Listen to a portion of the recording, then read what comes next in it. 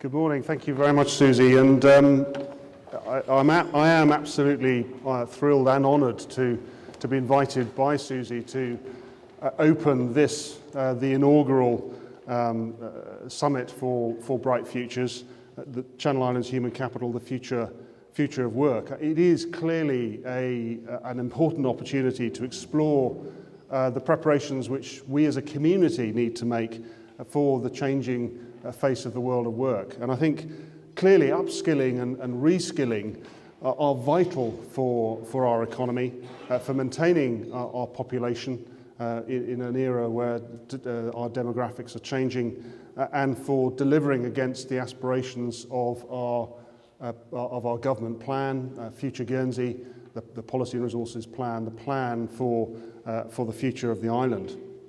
The States has had the opportunity to horizon scan as a result of the changes in government structure in 2016.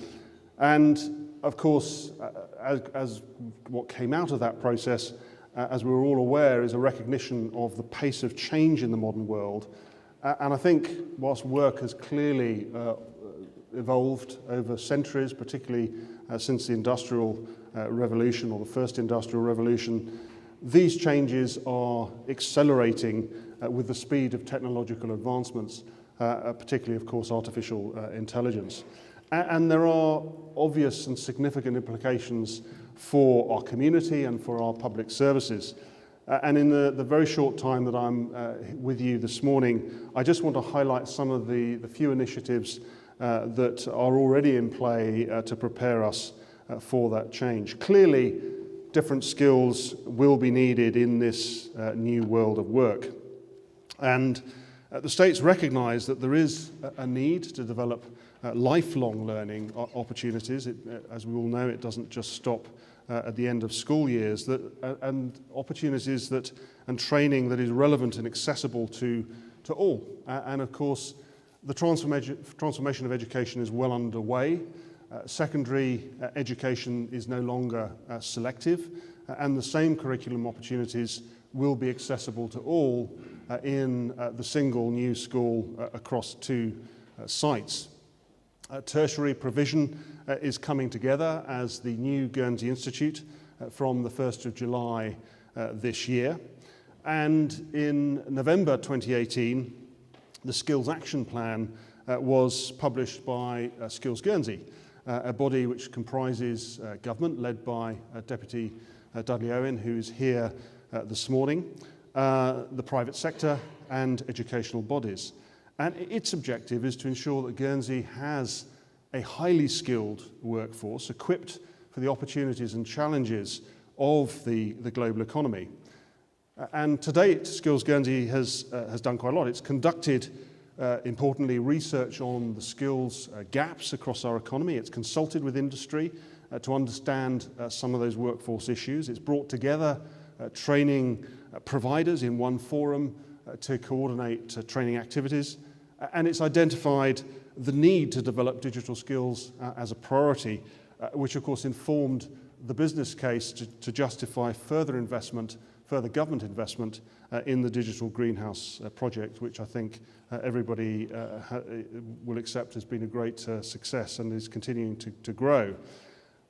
The Skills Guernsey has also raised the profile of workforce development, and it's worked closely with the Committee for Employment and Social Services on workforce participation as well.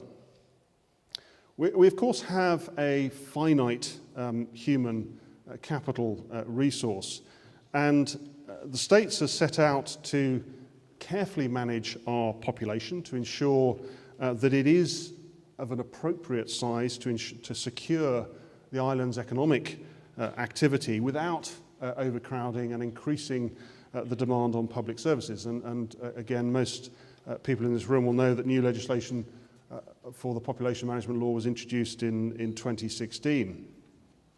The Policy and Resources Committee came together with the Committee for Home Affairs, and we will shortly be publishing our strategic review of that population management law. And that's been undertaken to examine the law's effectiveness in meeting the island's strategic population objective, which the States has established and which we are reviewing.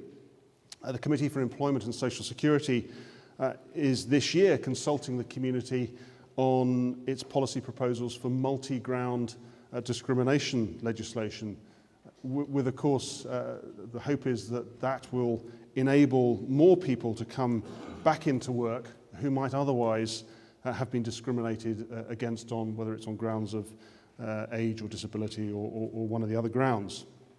And then the public service reform agenda, which I'm going to talk about in a little bit more detail in a moment, will reduce the size of the public service. Clearly, our economy is centred in an increasingly competitive financial marketplace and global marketplace. And it's also, as we know, we have no natural resources other than our people. So our economy is wholly dependent on the exportation of the knowledge economy in all its forms. So to enable that, the States has set out our economic development strategy. This will, I believe, be successful when it's underpinned by several key enablers. Clearly, firstly, a highly skilled workforce. Secondly, a flexible and inclusive approach to utilising all the talent that we have on the island. We don't have the luxury to be able to allow any resource to go to waste. And opportunities for new low footprint, high value industries. However, I think we all have a personal responsibility to react and to change in our own personal outlook and also in the world of work. And it's for this reason that I'm so supportive of the initiative, effort and work of Bright Futures. As we really all face this challenge together, I think it would be helpful just to share with you in a little more depth how the public sector is already reacting. It's made time to consider where we are, what is coming, and how we need to respond. And the thinking started some time ago with the appointment of a digital leader, the Chief Information Officer. Operationally, we need to make fundamental changes. The States has reshaped itself several times over recent decades and looks very different to the time when many of the current public services systems were developed. And the consequence of all of that is our systems tend to operate in isolation. So the same individual or customer, client, whatever you want to ascribe to an individual accessing services is not recognised as they move from one service provision or service provider within the public service to another. And then we have to also put that against the backdrop that we know that 50% of the public service will have retired by 2025. So it is absolutely imperative that we redesign how we deliver services, who is going to deliver them, and what skills they need to have in order to deliver the services on which we all rely, whatever role we play in the economy. So public service reform is the programme of work that the Chief Executive and his leadership team are driving to bring about a very significant change to address not only the, if you like, the customer experience, but this fundamental approach to managing new technologies within the States of Guernsey. And the Assembly, the States of Deliberation, will receive more on this later this year, particularly around what's been termed the Future Digital Services Project, which is a significant project for not only for government but for the island as a whole. The outcome of all of this will be smaller, more joined up government, more effective, less expensive. More services will be delivered online, more services will be joined up, such as the revenue service, which of course was launched last autumn. In November 2018, the States agreed within the 2019 budget report to fund another arm of this work, the organisational design work that will support the transformation of service provision. So I ask you during the course of this event, perhaps to ask yourself, just how prepared are you? How prepared are you personally? How prepared are you professionally in your business? How much time is your board giving to considering the change the changing face of the workforce and the workplace? I think if we get this right as the private sector and the public sector, we as a community have got huge opportunities, but to ignore or fail to prepare or not be ready is going to be very serious for us all. So I'm very pleased to support Bright Futures' ambition to increase economic achievement and the skill set of the individual, and I'm confident that this will consequently augment the island's economy. I've set out at a very high level some of the policy decisions that we have been making to enable us to prepare for that, and some of the changes which the public sector are making. As one of our speakers today has said, a skilled workforce, inspirational leadership, and a blueprint for growth are important factors for sustaining the health of our economy and well-being of our community, and that applies equally here as anywhere else.